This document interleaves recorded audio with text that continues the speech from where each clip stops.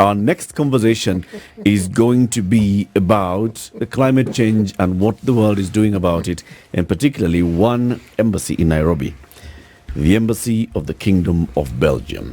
The ambassador is Peter Maddens. He is here with us. Good morning, Balozi. Morning. How are you? Very well. Welcome to the hot seat of the situation. Thank you very much. Now that we're here talking about climate change, the hot seat makes a lot of sense. Exactly. And you'll tell us about... It's more like a wet seat this morning, but okay. Still private matters. My kids will say, "Oh, dad jokes." Okay, really? Don't. That's a good way to start. You are with right company. We all get that kind of reaction. Yeah, I heard you guys laughing this morning about the weather report. Yeah. Unstoppable laughter just because you were reading all the regions and counties. Okay. Balozi, to welcome you to the conversation, CT will give you the day's proverb. Okay. Every week he goes into one African country, mines proverbs from that country, puts them through the river, takes them to the Atlantic, then finds a way of bringing them here. This week the country is? We're in the Republic of Congo, otherwise known as Congo Brazzaville. Yeah, I heard that. Yeah? Mm-hmm. Yes, we will state the proverb first in Lingala and then give the English translation of it.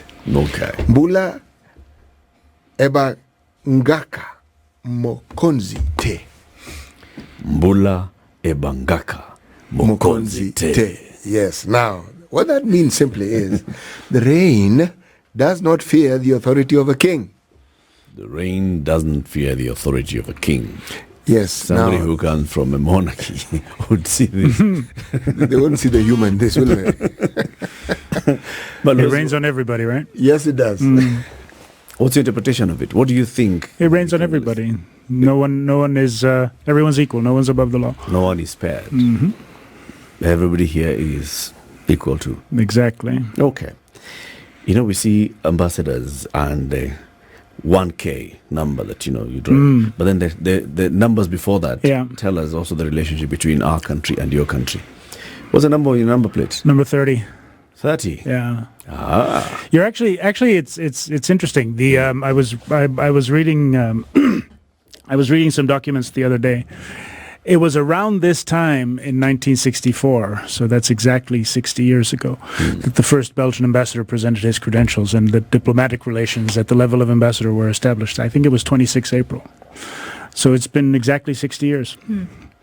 This is it. You're marking 60 years of the Embassy of the Kingdom of Belgium in Nairobi. Well, we've been here since the 20s. There was a Consul General of Belgium in 1925. So we've been around for a while. What's the relationship between Kenya and the Kingdom of Belgium? Oh, we're just. I mean, what is it? Like I said, what is it that we enjoy from each other? It's a relationship that's been going on for decades. Like I said, we've been present as Belgium here in Kenya since the 1920s. We've had an embassy here since independence. The first ambassador presented credentials 4 months into Kenya's independence. We have, like I said, number 30. There's a diaspora of a couple of thousand Kenyans in Belgium. There's a diaspora of a couple of hundreds of Belgians here in Kenya. We have a relationship that goes back for a long, long time. We've been solid friends forever. Okay. And when did Peter Maddens present his papers as ambassador extraordinary plenipotentiary? There you go. Minister plenipotentiary and ambassador extraordinary. That's the. Don't use that too often. Yeah, it's a long thing. Balozi is enough. 1 September 21. Yep. So about 2.5 years ago. 2.5 years. Yeah. You've known Kenya. I have a bit of a story. My dad was one of my predecessors. So my dad was ambassador here in the 70s. Funny thing, in a kingdom it can happen because, in a kingdom you have a succession father to son in the head of state. But in a republic, never. That an ambassador presents credentials to the son of the president to whom the ambassador's father also presented credentials. Oh, it was interesting, wasn't it? Yeah. But even more interesting, father to Jomo Kenyatta, son to Uhuru Kenyatta, is when the son of that ambassador also went to school with the son of that president. That's true. Did you? Yeah, we did. Yeah, we were classmates. Oh, wait a minute. kind of like distant Say that cousins. again. Uhuru Kenyatta and I were classmates at St. Mary's in 1978 and 79. Oh, nice. It's good to go to school. And you're both sons of the Well, that's There's a reason. You never know who you might There's a meet reason there. to go to school, right? Yeah, there you go. So you knew each Later other even by the time presented you were presenting your papers. Yeah, Like, yeah. oh, It was. Peter, It was come here. exactly. Yeah, it was like that, and it was really funny to see, both my colleagues from the embassy who join in these ceremonies, and the colleagues or the officials from the government who were looking at us, going, "What is going on?" It was hilarious. It really was. And you got onto a bit of a St. Mary's chant. We did. Wow. We did. Okay. The Net Zero Embassy. Yeah. What is that? And why are you big on it? Well, you know what? You're asking the question when I presented credentials, and that was in September of 21. A couple of... let me tell you a secret. One of the things an ambassador does when he arrives is starts talking to various groups of people, interlocutors. You have the civil society, you have the politicians, you have other diplomats, and there's also a group of your own diaspora, of your own countrymen who live in the country. And one of the people I met at that point, or a couple that I met at that point, were... Loic Amado and Valerie Super, who run Embo River Camp in Masai Mara. And their USP, their unique selling proposal, is the fact that camp is carbon neutral, net zero emissions camp in Masai Mara. And we went to visit, well, they came to the office, they told me the story. We went to the camp, we went and visited, and one of the things he does when you visit the camp is they show you around their installations. They show you their solar panels and their batteries and their biodigesters, which create biogas to cook on, and the rainwater capture and the water recycling, and the vegetable gardens, the hydroponic vertical vegetable gardens, and his his 4 electric safari vehicles, which he charges, by the way, with solar energy. He has 4 electric safari vehicles, the 9-passenger thing. Wow. They're all electric, and he charges them with solar power. And I kept thinking to myself while walking around that camp, I said, but wait a minute, this infrastructure is the same as mine. He has a couple of tents, he has 40 people working for him, he has a couple of acres of land. I have an embassy with 2 buildings, I have 20 people working for me, I have a couple of cars. The infrastructure is the exact same. And I asked him, do you think we can do something like this at the embassy in Nairobi? And he came to take a look, and he saw the 1,000 square meters of roof, flat, which was perfect for the solar panels. And he saw the garden had a bit of an incline, so it was easy to collect and manage the water. And there was space enough to put up the vertical gardens, and there was space enough to put up the biodigesters. And he said, yeah, sure, let's try it. So I started pitching this to my colleagues back home at the ministry in Brussels, and there's a couple of architects and engineers there who thought it was a good idea, and who actually went and said, "Look, we've built an energy neutral embassy in Kinshasa. We're building a climate neutral embassy, just the embassy building in Morocco. This could be the next step because you're lucky you have both the embassy and the residence on the same piece of land. So it can be all our installations in Kenya that we can make, that we can strive towards carbon neutrality and start with net zero emissions." And they found a pot of money in the federal budget that they could tap into to pay for this. And so we started constructing it last October, and we started with the biodigesters and then put in the vertical gardens. Now we have the solar panels and the water recycling and the water capture. And so since I think it's mid-February, the Belgian embassy has been working on a net zero emissions basis. Why is that important? Well, first of all, it's important because of the fight against climate change.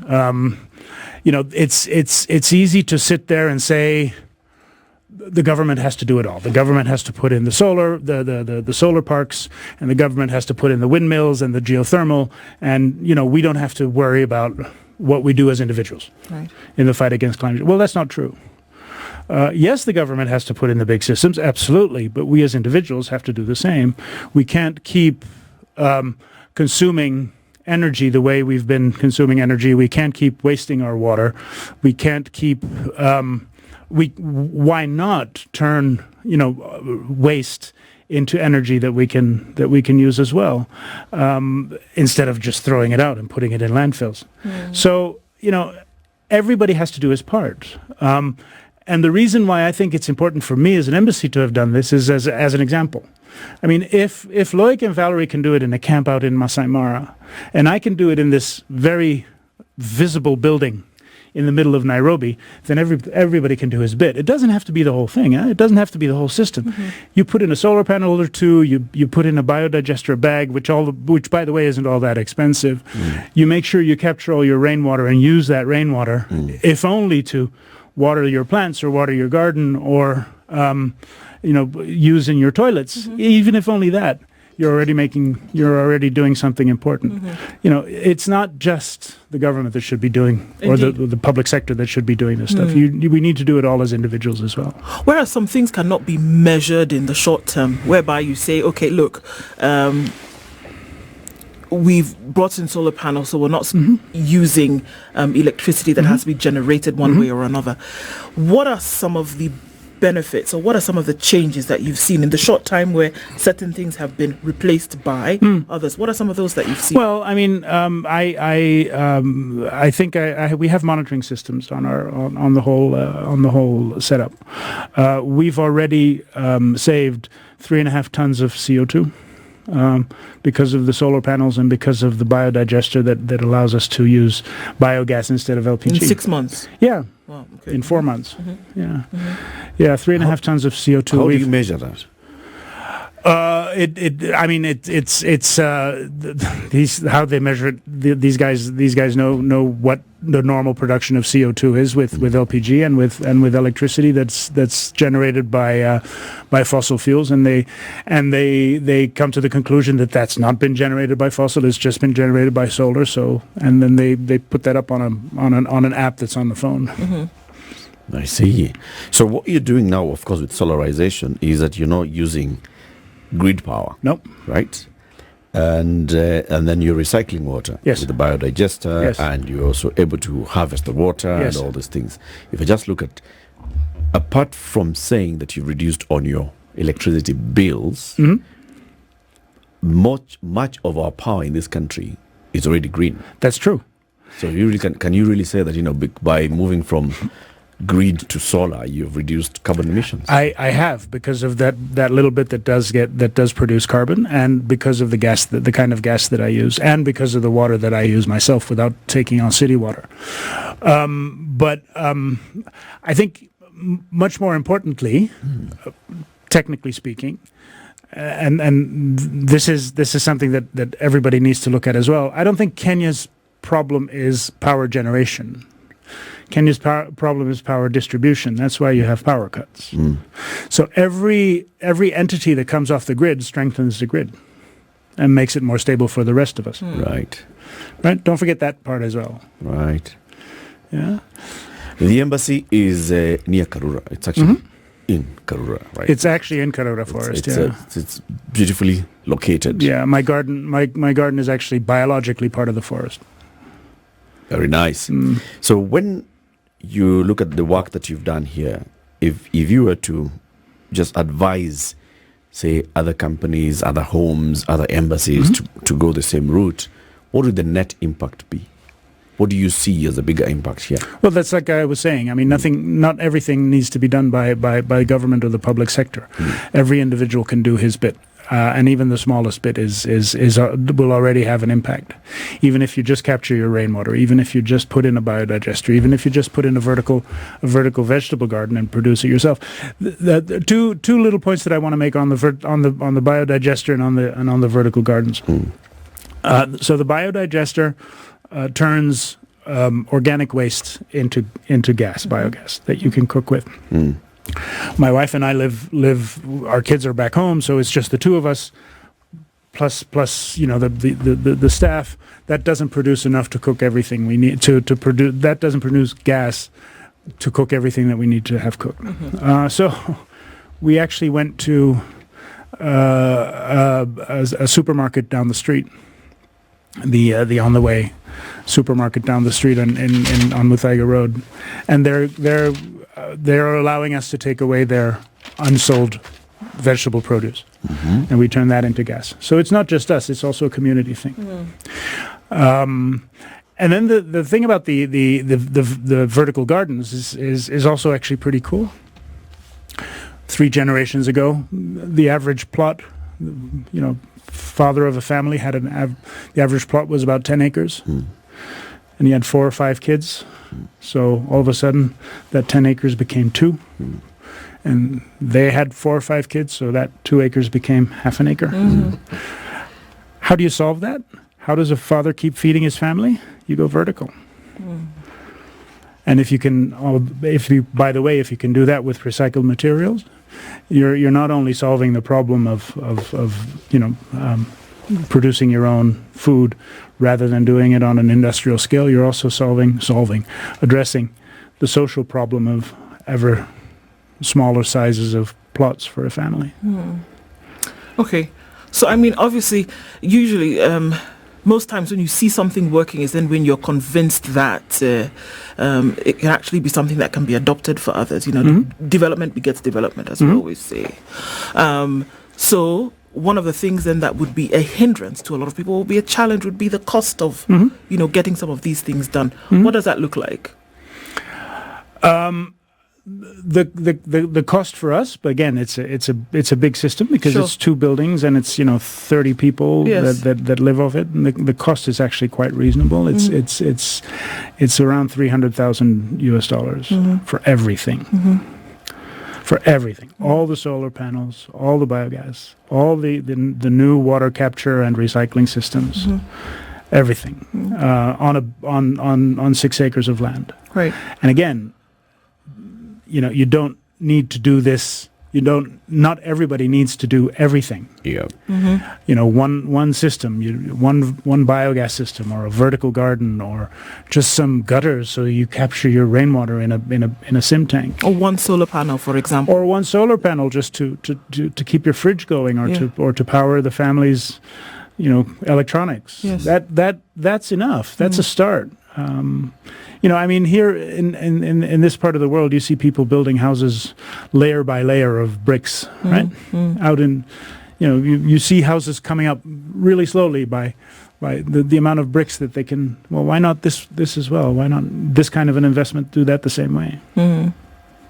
Something that, as you're talking about recycling of water, and I'm thinking of this rainy season that we have, and I'm looking at the stormwater drainage. Yeah. It collects a lot of water. It does. The technology you speak of that enabled you to achieve what you have, can it be used with stormwater? Of course. Yeah, that's exactly what we do. I have 3 big tanks we built 3 big tanks on the embassy's plot. We have close to 100,000 liters, and the water that comes off the roofs goes into these tanks, gets mixed in with borehole, and gets mixed in with city water when necessary.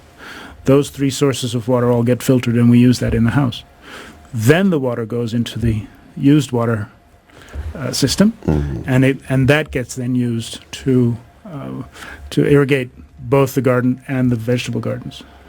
By the way, did you hear me say used water? Yes, I heard you say used water. Not wastewater. Yes, because you don't waste water. Shall we start using it? Shall we start calling it used water? So the used water is reused. Exactly. Yeah. So it's never wasted. It's not wasted, and that's why it's not wastewater. You keep reusing it. Yeah.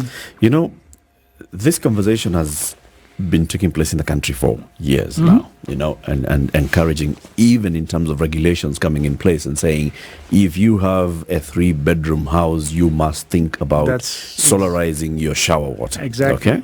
And that's a regulation already in place. Or capturing your rainwater. Or even capturing your rainwater is also part of regulations that are in place. But then you find people are not doing that much. Because of course, the barrier will be the costs. Okay. Capturing the rainwater doesn't cost much. That's a couple of gutters on your roof. Into a tank, perhaps. Into a tank. That's really not expensive. Right. And, the more...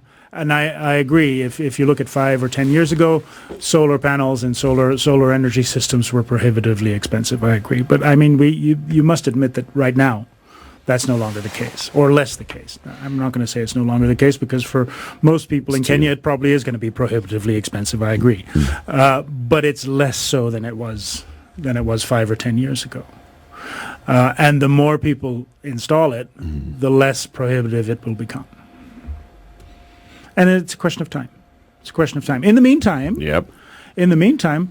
it's good that we're in Kenya, where 90+% of your energy is produced in a sustainable fashion. So you're reinforcing each other. The public sector is reinforcing what private citizens can and should do. And my role in that is just simply to, be an example and hope that people see what I've done, see what we've done. It's not just me, it's my colleagues at the embassy, it's my colleagues at the ministry in Brussels, and it's my wife who's had 6 months of fundis walking around the house. Oh, I hear everybody laughing when I say that. She'll be happy to hear that. that you've understood what she's gone through. Yeah, we all see it. 6 months of fundis in the house. Yeah. Yes, it's something. Yes, it's labor intensive and it's a lot of work. It is, but it's so worth it. All of it is. But let me ask one question, Your Excellency. The technology that we speak of, you said you've had help from the ministry. My foreign ministry. Yes, your foreign ministry. Does the Belgian government have... No, let me revise it. Are there organizations within Belgium who specialize in doing the sort of work that you have done? There's a reason why I ask. Okay. The partnership that Kenya has with Belgium, I'm asking, does it also include technical assistance or technical partnerships? Because if it can work in your embassy, then it means it can work in very many other government installations and can work in very many other places within the country. First of all, like I was saying before, this is the third embassy in Africa where we're making an effort in terms of climate-related construction and retrofitting. We have an embassy in Morocco, we have our embassy in DRC in Kinshasa, and now this one. So within the foreign ministry, the guys who deal with all our infrastructure abroad, they're building up an expertise to do this kind of work.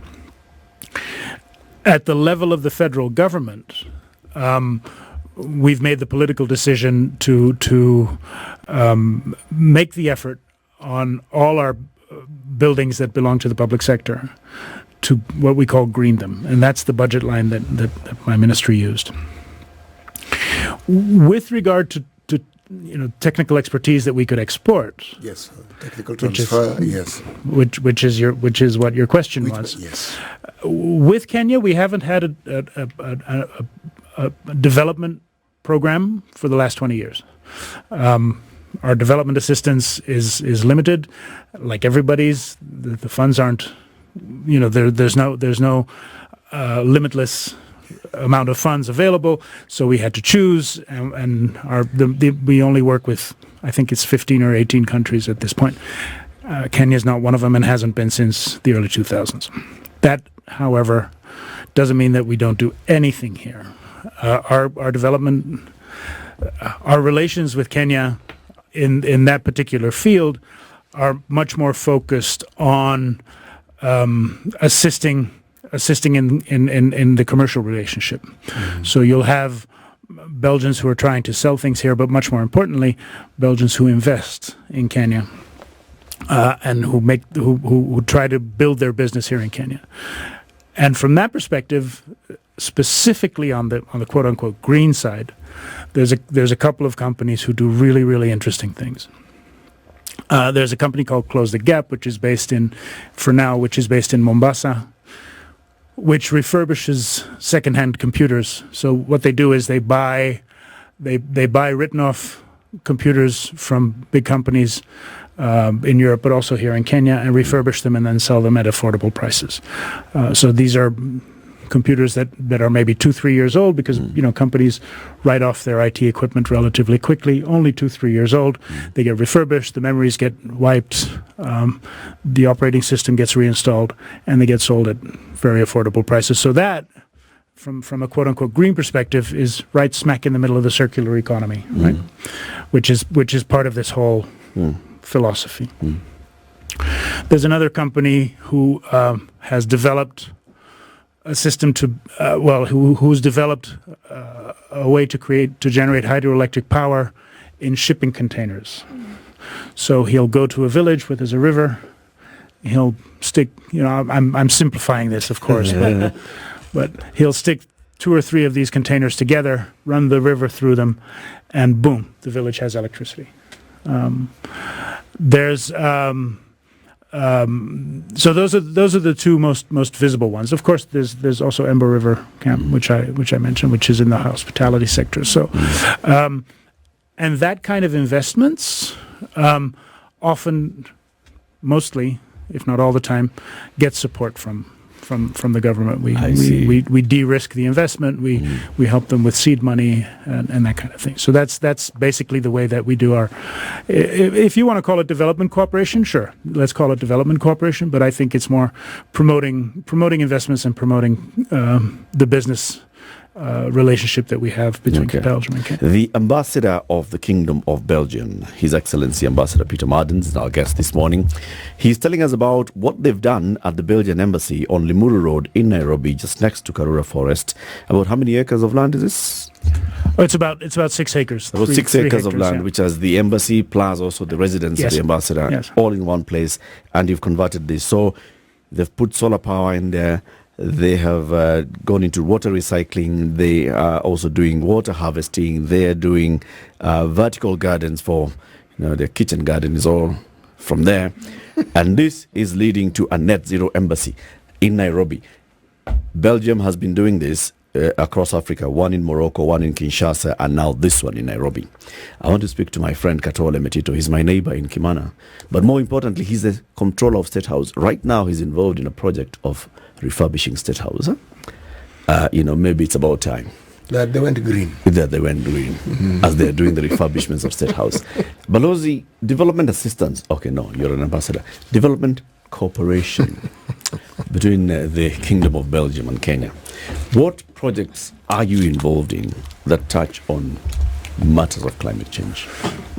Well, like I was saying, we don't have a formal development program with Kenya, and we haven't had that for the last 20 years. Why? Well, like I was saying, the means are limited, and we had to choose with which countries to work with. Actually, frankly, the reason we weren't working with Kenya anymore was because we felt it was on the right track, and it was much better off than some of the other countries that we do work with, which is a good thing.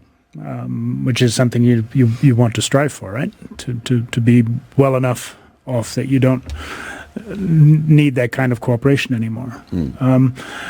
What we do, however, is support investments and support business relations with de-risking loans, with grants towards like seed money for investments, etc.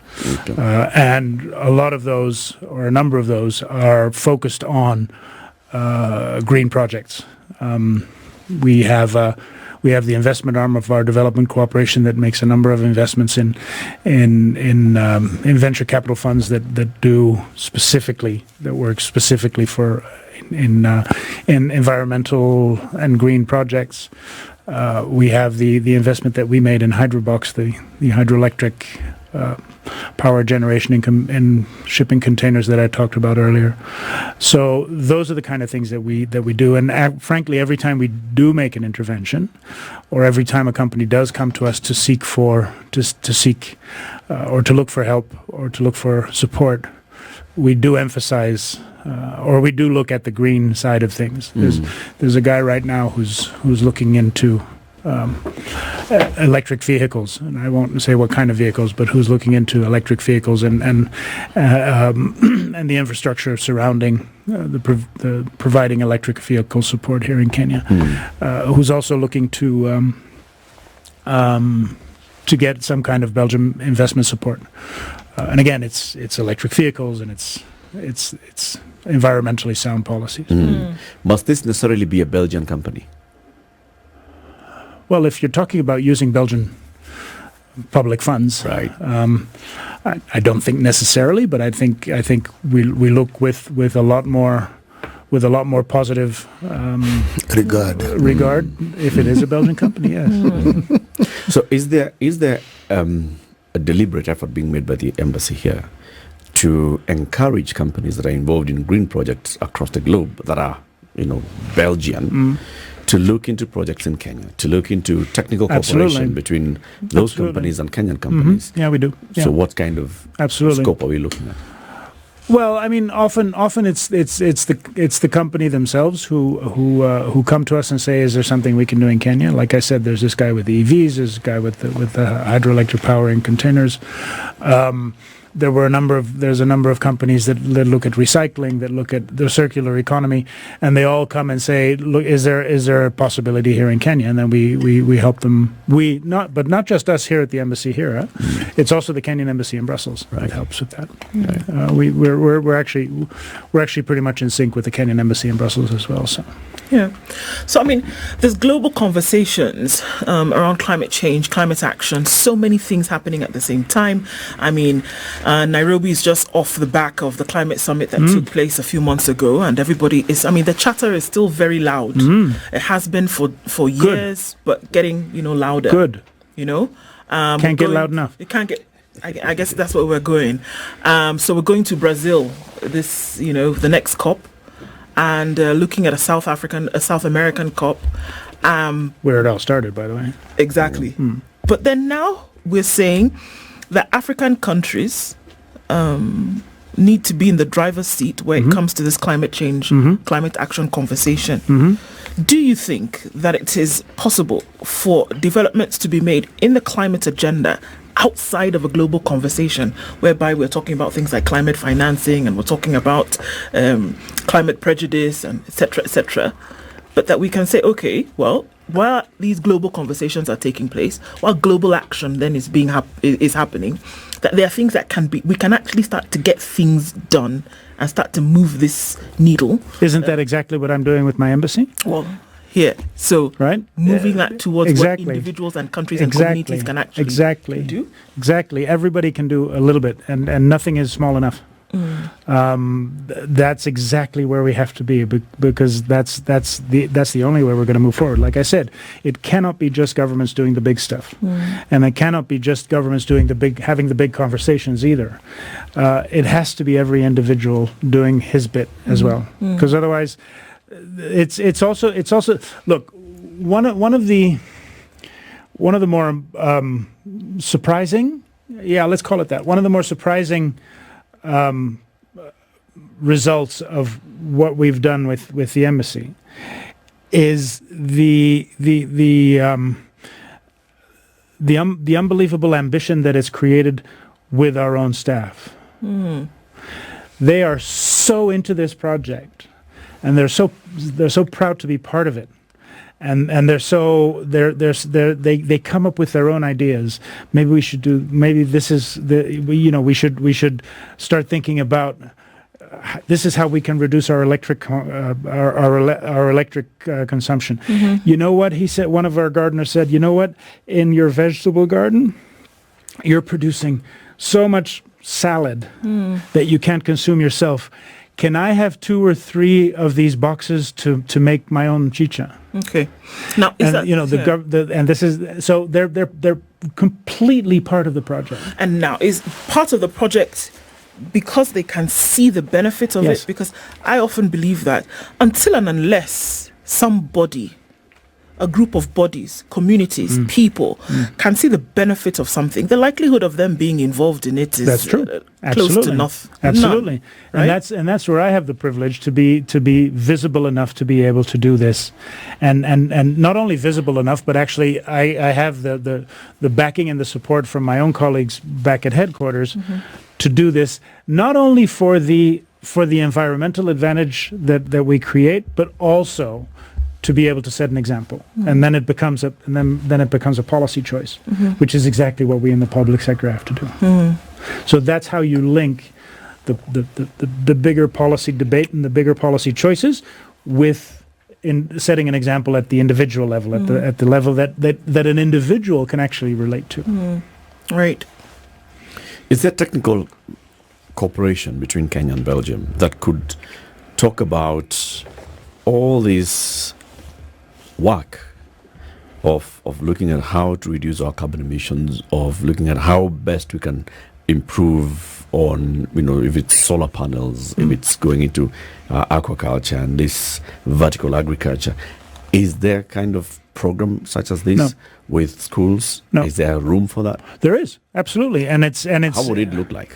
Well, it's basically me going out and telling the story. This is one of the reasons why I'm here today.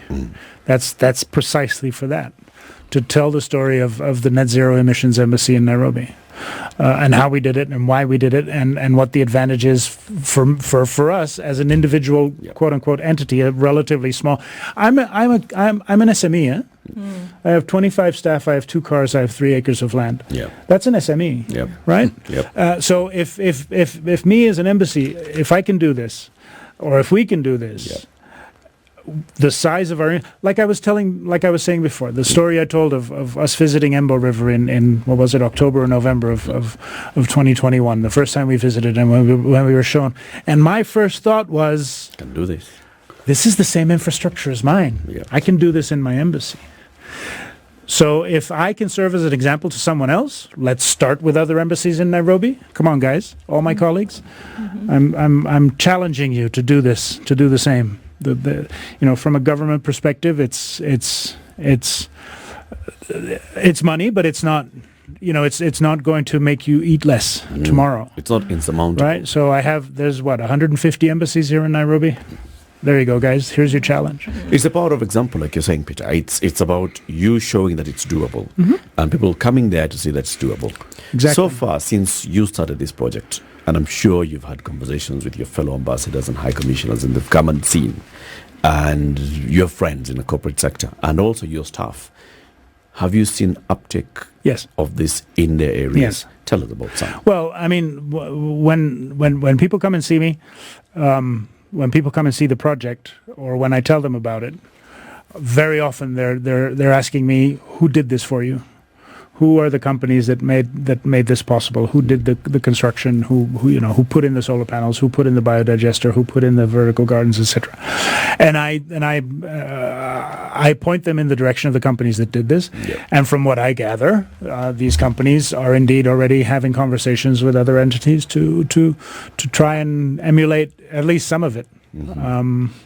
There was one ambassador who said to me, you know what? I'm so jealous of what you're doing. Go ahead. Go on TV, go on the radio, embarrass me as much as you want. Gloat. Yeah, embarrass me as much as you want.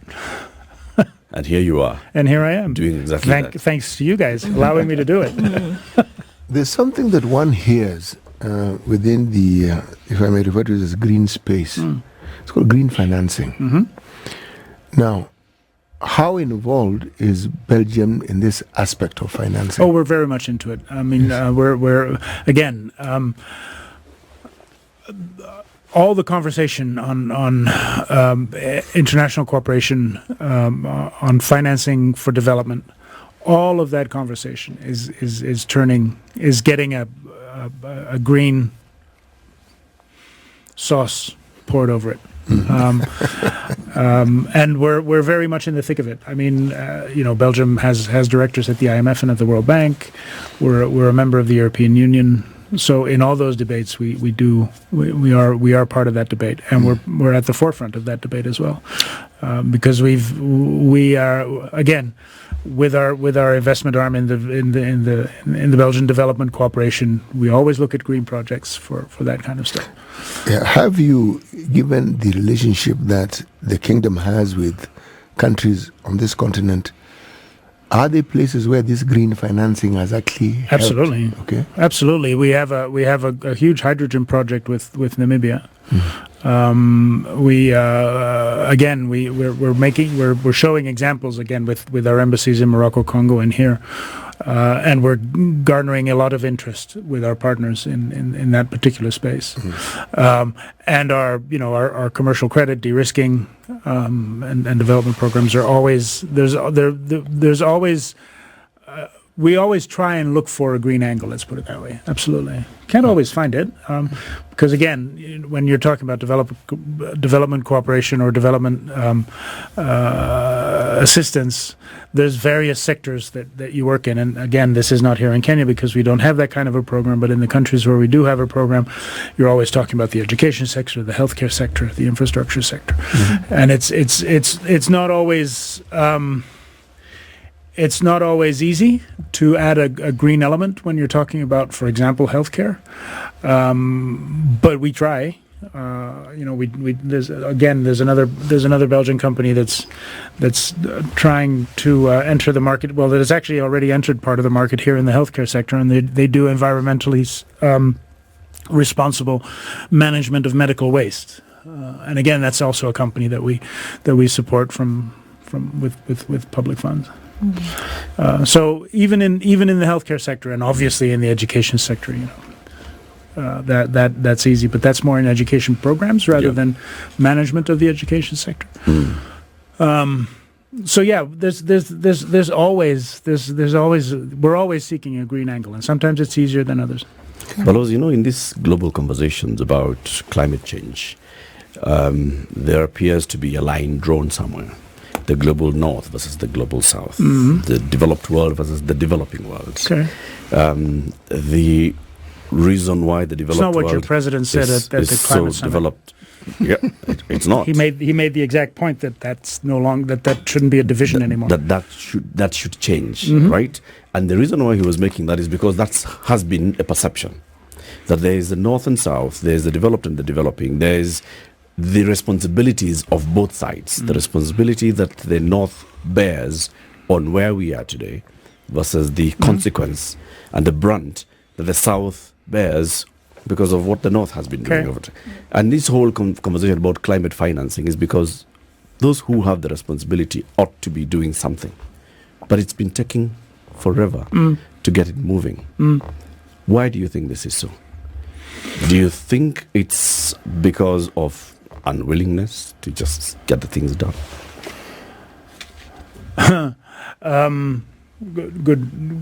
Good question. But again, let me go back to, what President Ruto said at the climate summit, where there shouldn't be this divide. We should all be aiming towards the same goals, and that's one of the reasons why we were also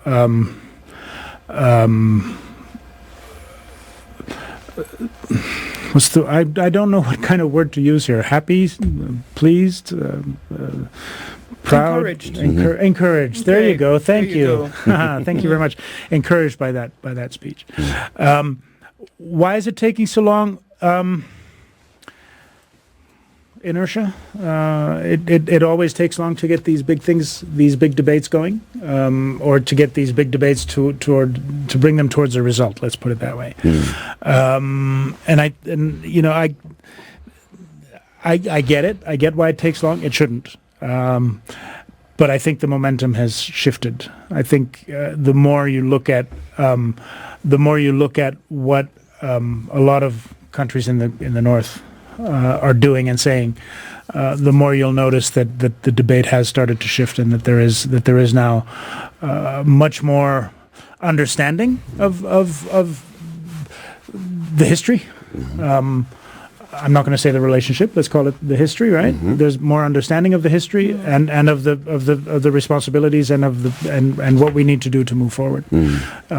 If you hear a lot of people talking about de-risking investments and stuff like that, that's exactly what that's about. The president makes the point, and rightly so, that the access to finance for countries in the global south is a lot more difficult and a lot more expensive than for others. That's the way the market works. Our role, especially in the north, and those of us who do want to have a development activity or develop a relationship with the global south, our role in that is to mitigate the problems that the markets create. The technical term. Or take up a conversation. The technical term is de-risking, right? Take up the conversation. Take up the concerns that have been expressed by the South, for example, on the issue of global access to finance. You say that Belgium is now in the front row, leading this conversation, the push towards thinking green and going green. what kind of role are you playing in the conversation that, for example, our president has brought up on access to finance for the developing and undeveloped world? Well, that's exactly the conversation we're having internally within Belgium as well. How do we do this? How do we de-risk investments? How do we make sure that a Kenyan company that finds it that is paying 3, 4, 5 percentage points more for a loan than an equivalent European company would, how do we subsidize that difference in the interest rate? And can we use our public money to subsidize that difference? And that's exactly the direction we want to go in. And that's what I was saying when I was telling you the story of the development arm of our development corporation, or the investment arm of our development corporation, or the export financing agency that we run from the foreign ministry. That's exactly the kind of stuff that they try and do, is to subsidize the difference, for example, the difference in interest rates, put in seed money whereby the cost of the initial investment is... But Ambassador, you said all this is supporting Belgian companies. Yeah. Belgian companies that are coming to invest in Africa. Right. So they're able to access cheaper loans from Belgium and through the support of the Belgian government to come and invest in Africa. Yeah. How about African companies that would like to do this? Those are the companies that the Belgian companies partner with, and the employment is happening here. So when Hydrobox installs its systems in Muranga, I see the Belgian company who brings the money, but the whole company that does the installation, the building, and then the management of the system, that whole company is a Kenyan company.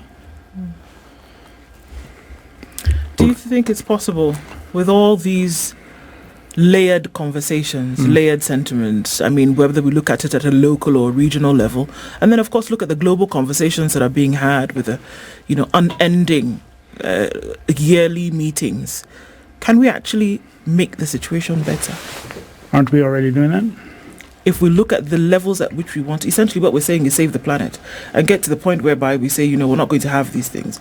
Fossil fuels, carbon emissions, credits, all this conversation. It's never going to be fast enough, I agree with that. But aren't we already moving in that direction? But are we moving? Yeah, I think so. Or is there more talk about moving in that direction than actually movement? You see, if we had, for instance, 20 embassies based in Nairobi doing what you've done, then it is not just talk. I would say we're moving. Well, somebody has to be the first, and I am. It is true. All right, so let's talk again in 2 or 5 years and see how many have followed the example. I mean, of course it's not fast enough. I know that. Absolutely it's not fast enough. And if my son is listening, and I told him to, although it's only 7 in the morning, or it was 7 in the morning when we started, he'll tell you, he'll say, thanks for saying that, Dad, that we're not moving fast enough.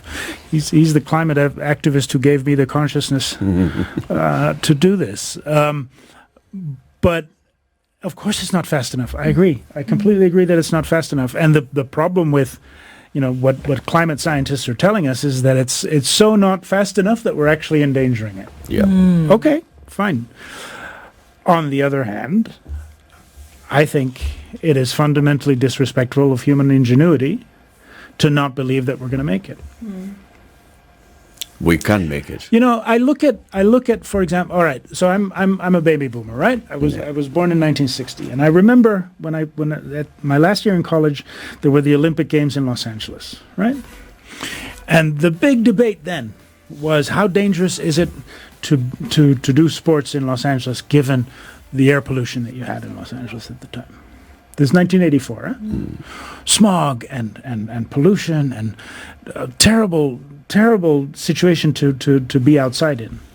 You go to Los Angeles today and it's a gorgeous city and it's clean. Same in I remember when I was a kid living in Brussels, the winters we would have fog and smog and whatever all winter long. The airport would be closed. You don't get fog anymore in Brussels. So we're doing something right. Again, it's not fast enough, but we're moving in the right direction, and I am a believer in human ingenuity. We'll get there, and maybe we won't have gotten there quickly enough, and there will be things that we're going to have to deal with. Absolutely, but we will. We've got to end it there. Ambassador Peter Maddens, the ambassador of the Kingdom of Belgium to Kenya. He's been our guest to be talking about the Net Zero Embassy, that's the Belgian embassy in Nairobi, and what they've done about it and what the example is setting. This is the Situation Room, the only way to start your day.